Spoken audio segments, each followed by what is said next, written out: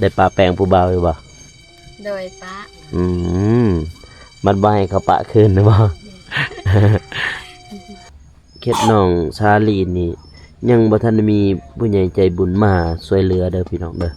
เพราะว่าแต่ก่อนก็มีอยู่แต่ว่าได้แต่ซ้ำนั้นเนาะได้แต่ครึ่งหนึงถ้าว่าเรื่องความคืบหน้าก็ยังคือเก่าง่ายๆเนาะยังคือเก่า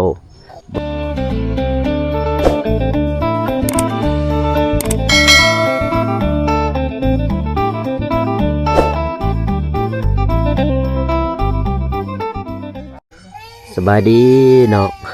โดยสบายดีเบิร์ดสุขุสุคนเด้อถูกพี่น้องเอ้ยเฮาก็หลังสงกรานต์จึงมาหาน้องเนาะพี่น้องเนาะไปจะได้หลังไปเที่ยวสงกรานต์ม่วนบ่ม่วนไปเที่ยวทางใดเนี่ยไปตาดใส่ตัดสารวันตาดเลาะหันบ่โดย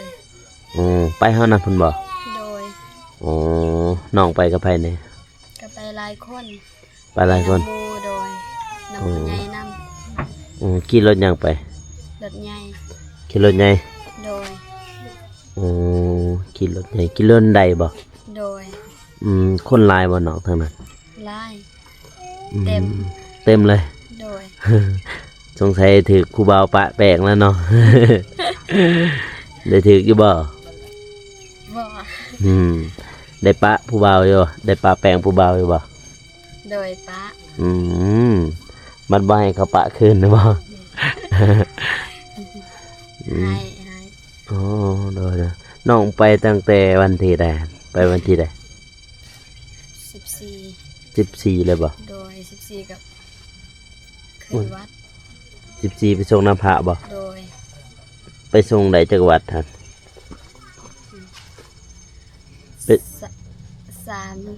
3 วัดโดยวัดใดนี่ท่าแตงบ้านโกงนอนกันอยู่นองกันเห็นบ่โดยพอดี3 วัดเนาะโดย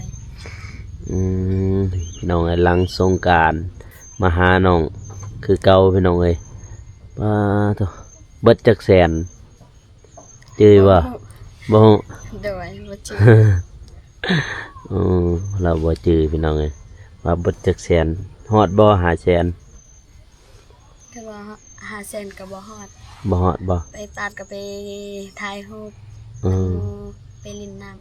ำไปอาบน้ำเนาะโดยก็ไปถ่ายรูปไปหน่อยสางยังมีอยู่บ่อยู่ตัดเลาะสางนี่เห็นอยู่บ่สางเห็นยังมีบ่ยังเพราะว่าบ่กูก็บ่ได้ไปทางตัดเลาะดนแล้วพี่น้องเอ้ยพูดตั้งแต่ปี2016พุ่นไปเที่ยวตัดเลาะทางยังมีสางเพราะว่าเบิ่งสางเนาะมันมีสางอยู่ฮะสางจักโตยังจักโตอยู่ฮะแค่ได้บ่ได้แน่นะสางก็บ่ได้เบิ่งหลายแต่ว่ามีไปน้องเพิ่นก็ไปอันนั้นเนาะพ่อแม่พี่น้องเนาะไปเที่ยวตัดเลาะมีแต่ไปเที่ยวตัดเลาะบ่น้องเป็ดเนี่ยบ้านโดยน้องเป็ดกับแถวบ้านโดยในปีใหม่ฝนตกอยู่ว่าทางนี้บ่ทางบ้านฝนตกเด้อไปเที่ยวทางนั้นไปกับบ่าวเมฆไปเซกองพุ่นแหละไปเที่ยวกับเราไปพุ่นไปหอดปากซองพุ่นไปเที่ยวบ้านบ่าวเมฆแล้วก็เซกองพาบ่าวเมฆไป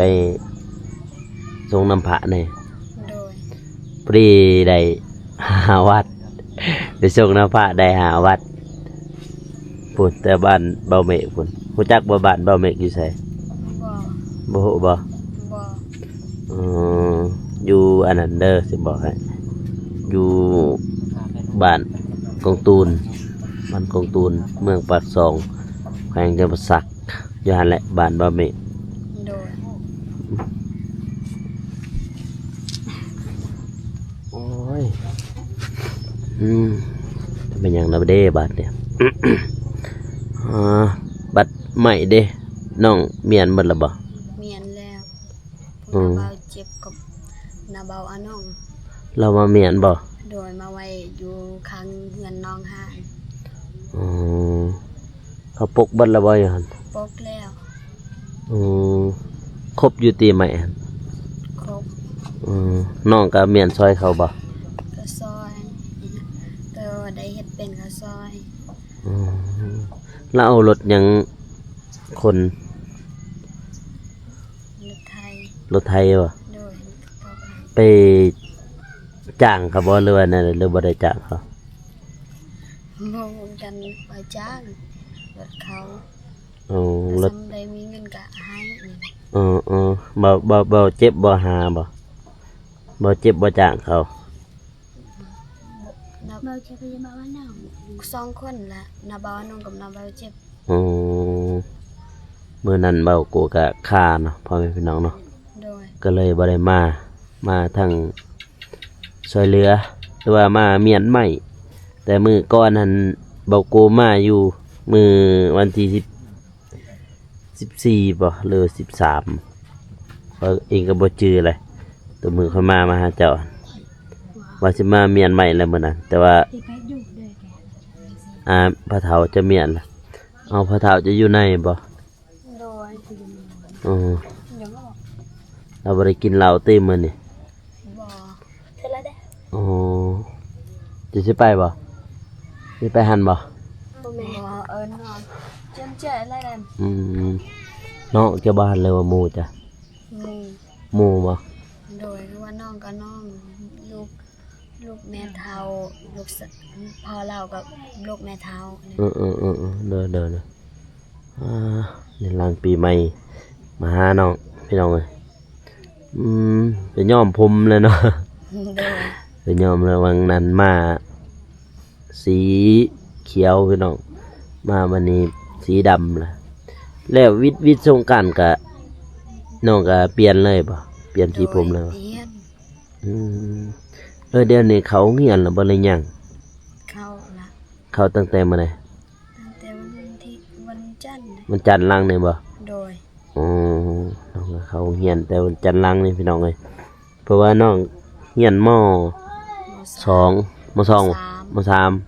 โดย โอ้ยังเฮียนม.3นี่พี่น้องเอ้ยป้าตัวเบิ่งหลาน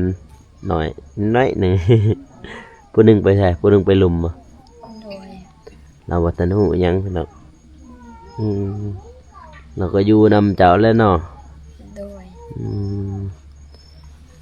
นี่แหละพี่น้องเอ้ยบัดนี้เรื่องงบเงินเนี่ยเรื่องเงินเนี่ยได้ยินบ่าวอนงเราเว้าอยู่บ่ว่าได้งบแล้วบ่ได้เงินแล้วบ่เรื่องค่าสร้างค่าหยัง บ่มี บ่มีบ่ โดย เราบ่มีพี่น้องเอ้ยแบบ คือง่ายๆก็คือเข็ดน้องชาลีนี่ยังบ่ทันได้มีผู้ใหญ่ใจบุญมาช่วยเหลือเด้อพี่น้องเด้อเพราะว่าแต่ก่อนก็มีอยู่แต่ว่าได้แต่ซ้ำนั้นเนาะได้แต่ครึ่งหนึงถ้าว่าเรื่องความคืบหน้าก็ยังคือเก่าง่ายๆเนาะยังคือเก่าบ่ทันได้ไปง่ายๆเขตน้องเดิมไปไกลกว่าแล้วเพราะว่าเขตน้องเดิมก็มื้ออื่นมื้อฮื้อนี่ก็เกี่ยมโจมเฮือนแหละเกี่ยมย่อแหละเนาะทางน้องเดิมแต่ว่าเขตน้องชาลียังคือเก่าพี่น้องเอ้ยเพราะว่าบางทีก็มักจะแนวใดเพราะว่ามีผู้ใหญ่ใจดีเพิ่นก็ยังโฮมเงินเนาะได้ยิน โดย หรือว่าบ่ทันได้ฮู้ตกแตกจังได๋ทางบ่าวยาวเพิ่นเขาว่าเห็นทำบ่าวยาวเพิ่นเราว่าตะกี้นี่เนาะว่าเรื่องเงินก็เพิ่นจะมีอยู่ยัง 2,000 บ่นะเพิ่นหรือว่า2ล้านประมาณยัง2ล้านนี่แหละ โดย มื้อนี้น้องไปไสมื้อนี้ ก็ไปเฮียนอยู่เฮือน ฮะ ไปเฮียน ออกให้งานอยู่บ่วันพุธแต่ว่ามื้อนี้ โดย ได้ออกงานอยู่บ่ทางนี้ โ ออกให้งานอยู่บ่ ออกแต่ว่าน้องบ่ได้ไป อ๋อถ้าออกให้งานเนาะมื้อนี้บ่ทุกๆวันพุธแต่ว่าเขาจะออกให้งานแม่นบ่ โดย อ๋อทุกวันพุธน้องมาออกให้งานเนาะไงคือออกให้งานร่วมอีกไงเนาะอ๋อได้กินแล้วเขาวเพลน กินแล้ว นึ่งแล้วเขาวเลยหรือยัง นึ่งแล้ว อ๋อนึ่งละ โดย อืมมันนี้น้ำทางน้องเด้ได้ใส่อยู่ตีอยู่หั่น ใส่ เมื่อหนาเมื่อกูว่าสิมาเฮ็ดอันนั้นเฮ็ดทางขึ้นในเจ้าอยู่หั่นยังบ่ทันมีเวลาอยู่โธ่วันนี้ หลังจากนี้แหละพี่น้องเอ้ยหลังจากที่ว่าเฮามาหลังปีใหม่นี่อะไรง่ายๆเนาะ โดย มีเวลาก็จึงจะมาเฮ็ดทางบันไดขึ้นให้น้องเนาะ โดย เพราะว่าน้องพอได้ตักน้ำตักในเลยพี่น้องเอ้ยโธ่นี่เรื่องบ้านน้องก็ยังอยู่คือเก่าเด้อพี่น้องเด้อบ้านน้องสาลียังคือเก่าบ่ทันได้ไปไสเนาะบ่ทันได้คืบหน้ามาให้กำลังใจน้องเลยมื้อนี้นี่หลังปีใหม่น้องก็อยากขึ้นเลยอยากอยู่และอยากเห็นเลยแม่น้องก็โทรหาอยู่บ่พ่อแม่ แม่ยังโทรอยู่ แม่ยังโทรหาอยู่ โดยโทรตลอด อ๋อเราก็ฝากเงินมาอยู่บ่ บ่มีคือกันมีแต่ว่าผัก200,000สำได้ซื้อกิน อ๋อ เงินสงกรานต์ อ๋อดินปีใหม่เห็นบ่200,000 โดย บัดนี้น้องก็แบ่งให้น้องแล้วก็ย่าเนาะ โดยแม่เฒ่าพ่อเฒ่า ให้แม่เฒ่าพ่อเฒ่าเพิ่นแบ่งพี่น้องเอ้ยพาพุ่นเพิ่นมาเลยทางหลังพุ่นชื่อจังไดทางหลังพุ่นชื่ออยู่อ่ะ เจ ถ้าว่า FC ยังบ่ทันได้ชื่อหรือว่าบ่ทันได้เห็นก็เบิ่งได้เนาะพี่น้องเนาะฟ้าแฝดเอิ้นละมาเหมือนกันบ่ได้หยังบวชมันก็แก่นบวชมันก็บ่อย เราเป็นฟ้าแฝดเด้อพี่น้องเด้อสองไอ้น้องนี่หน้าตานี่คือกันเลยสองคนแล้วเนี่ย เขาก็นอน ผู้ใดเกิดก่อนผู้นั้นบ่ โดย ผู้นี้ก็น้ำลังพี่น้องเอ้ยเขาบ่ได้ไปโรงเรียนติ บ่ยังน้อย อยู่นี่บ่มีแล้วเนาะอนุบาลเนาะ มีอนุบาล มีบ่ มี อืม แต่ว่านี่ยังน้อย เลยบ่ได้ไปฝากเนาะแจ้กับแจมมาอีหยัง ผู้เป็นอายตัวบ่เป็นฟ้าแฝดเจมส์นี่เจนเจ เจมแจ เจมเจนเจ ฮะ เจมเจนเจเจ เจน 3 คนเนาะ โดย3คนบ่เป็นฟ้าแฝดผู้เป็นอาย เอาผู้พาแฝดเนี่ยเบิ่งครับผู้นั้นชื่อจังได๋ฮะนั่น เจ เจ เจเอา เจแล้วผู้นี้เด้นี่ เจม ฮะ เจน เจน โดยเจ บ่ลืมเจนกับเจโอ้ย ลงชื่อเลยพี่น้องเอ้ย2คนเพอเป็นฝาแฝดหน้าตาก็คือกันนี่ชื่อก็แฮงคือกันมันนี่โอ้แต่ว่าบัดใหญ่มานี่ เอาไว้ กึดเด้ตุ้ยดีเด้โถ่นี่แหละพี่น้องมาห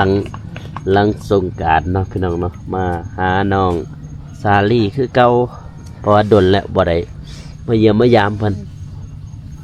เอ้ย ขี้ดื้อ นี่มานั่งนี่ไว้นี่ เงยได้ปนามาเย็นค่ะไปส ไป ลัด ไว้ จะสลัดไว้ นั่งหน้าตาคือกันเลยพี่น้อง2คนนี่ผู้นี้เป็นอ้ายเบื้องนี่ขวามือนี่เป็นอ้ายผู้นั้นเป็นน้องเนาะโถแต่แม่เพิ่นก็โทรมาหาอยู่เนาะ โดย แม่เจ้าไปอยู่ใส่แล้วเขาลืมแล้วไปอยู่เวียงบ่ โดย อืม แม่เราไปอยู่เวียงพี่น้องเอ้ย ขึ้นเฮ็ดเวียก เฮ็ดเวียก โดย เออเจ้าฮู้บ่เราเฮ็ดเวียกอีหยังอยู่หั่น ก็คันว่าก็คือเวียงในบ้าน อ๋อแบบเฮ็ดอยู่เฮือนครัวหั่นบ่ ก็บ่แม่นคือเวียงในบ้านแบบปัดเฮือนซา อ๋อ ดี ดูดอกไม้เอาหน้า อ๋ออ๋อแม่บ้านเนาะ โดย เฮาก็อยู่ดนละติอยู่เวียงหั่น ก็บ่ดนบันไดอู้ เรามายามอยู่บ่เรามาอยู่ว่าทางบ้าน ยังตอนเดือน2ที่13 อ๋อเรามาหั่นบ่ โดย บัดนี้บ่เตียงมาหั่นเดือนใดเดือน3เนาะแม่นบ่ โอ้โหเดือน2เดือน3เดือน2บ่ ประมาณเดือน3เนี่ยนะบ่เตียงมาเดือน3หรือเดือน2 เดือน2ประมาณแม่ไปแล้วก็ อ๋อ เพราะยันแบบว่าเบาเตียงมาแล้วก็บ่เราไปปุ๊บเบาเตียงก็มาทายน้องเลยมื้อนะฮะนี่แหละเฮือนนี่น้อยหนึงพี่น้อยเพราะว่าบ่ได้ใหญ่เนาะเฮือนเราอยู่กับเม็ดเฒ่าแล้วก็ปูล่ะปูบ่จะเริ่มปะเฒ่าเนาะ โดย ปะเฒ่าเลยเราอยู่กับ มันจะเป็น น้องพี่น้องจะน้อยก็ให้อีก สมัยเด็กพี่น้องลินสมัยเด็ บ่ ก สบายก็คิดอยู่ คอยก็เป็นหวัดเลย มาแต่กระลึมหันตั้งแต่มาหาเจ้ามื้อน่ะยังเป็นหวัดคือกันยังบ่ทันเศร้านี่แล้วก็ลินปีใหม่กับแฮงนักอีกเป็นหวัดอันนี้ คือการหลังสงกรานต์ก็บ่สบายเจ็บหัวคิดว่า มันคือหวัดขึ้นเสียงจนเปลี่ยนนะไปกับบ่าวเมฆครับเพราะว่าบ่าวเมฆเพิ่นอยู่บ้านเด้เพิ่นพอได้เมื่อทางอันนั้นเพิ่นบ่ได้เมื่อสวรรค์ก็เลยอยู่น้ำเราเลยดินน้ำเราอยู่นี่ก็ตอนนี้ก็5 โมงแล้วพี่น้องเอ้ยก็ยังบ่ทันได้ลงคลิปอยู่เพราะว่าสายลีโทรศัพท์บอกกูสาคือกัน เพราะว่ามองนี้สัญญาณบ่มีเนาะมองนี้เนาะพ่อแม่พี่น้องเอ้ยถ้ามีสัญญาณน่าจะลงไวอยู่แล้วก็จะได้โหลดอีกเพราะว่ายังคลิปน้องเดิมก็ยังอยู่ในคลิปน้องซาลีอีกเพื่อสิตัดอีกเนาะยาวเติบพี่น้องเอ้ยน้องเพิ่น2 คนโอ้ยลิ้นเลยแล้วอาบอยู่บ่น่ะ อาบแต่ว่าอาบแล้วก็ลิ้น ลิ้น ไปอาบอยู่หลุมมันบ่ โดยอยู่ห้วย เออมองหวยมองเฮาทายมื้อน่ะหั่นบ่ โดย เออพุ่นเดินทางหลังพุ่นเดินพี่น้องเดินทางไปห้วยทางไปอาบน้ำป้าโธ่ดินจักสิเลย สองไอ้น้องพี่น้องนี่ สักเม็ดนึง แล้วผู้หนึงได้ไปใช้ผู้หนึง น้ำพอ ไปนะพ่อ วงย้ายยั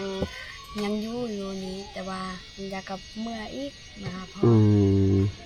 เที่ยวไปเที่ยวมาเนาะ โดยติดพ่อนะ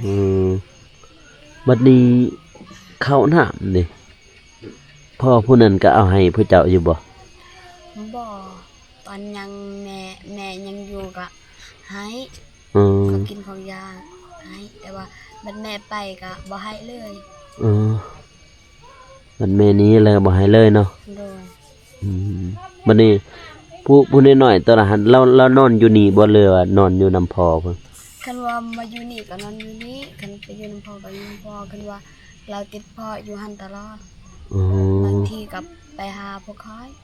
มาอยู่น้ำพ่อค้อย แล้วแต่เราสิไปเนาะ โดย อ๋อแสดงว่าถ้าสมมุติว่าเฮือนนี้แล้วถึงแม่เฒ่าถึงพ่อเฒ่าก็ไปอยู่หันเบิดแล้วเนาะ โดย เออไปอยู่หม่องเฮาทายมื้อนั้นพี่น้องเอ้ยเราก็สิแยกย้ายจากนี่เพราะอยู่นี่บ่แม่นดินพวกเจ้าเนาะอยู่นี่เนาะ โดย ดินผู้นั้นเนาะ โดย อ๋อนี่แหละพ่อแม่พี่น้องเอ้ยชีวิตเฮาเกิด หรือว่าเกิดมาแล้วเลือกบ่ได้นะ เลือกเกิดบ่ได้ง่ายๆจังซั่นโถ่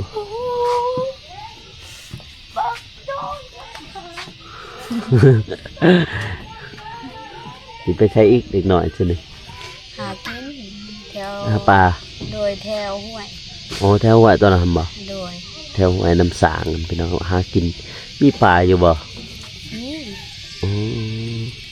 แม่นแถวนี้ฮอดพุ่นเขาไปหา โอ้โอ้ไปหาค่ำๆจังซี่บ่ โดยถ้ำแล้วมีปลา โอ้ ปลาออก โอ้โอ้โอ้แต่กระจันก็ห้องแล้วพี่น้องเอ้ยอ่ะเบากูก็สิจบคลิปไปเพียงเท่านี้เด้อพี่น้องเด้อ โด ก็ ย อย่าลืมฝากกดไลค์กดติดตามเนาะเพื่อเป็นกำลังใจให้เบากูและก็น้องซาลี่พี่น้องเอ้ยเพื่อ